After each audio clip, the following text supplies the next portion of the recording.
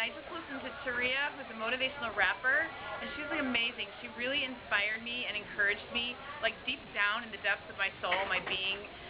Her words were just like really powerful, and she talked about how we're a warrior and how God made us and what He created us for, and like right now I've been going through some difficult times in my life. I got laid off my job, and it just really moved me, and it touched me at a deep level. It just inspired me just not to lose hope and just to keep my perspective on God. And so I really encourage you to listen to her music, and you try it out. You'll be inspired as well.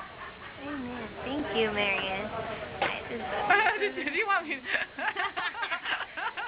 I'm sorry, you wanted to interview me, and I just started talking.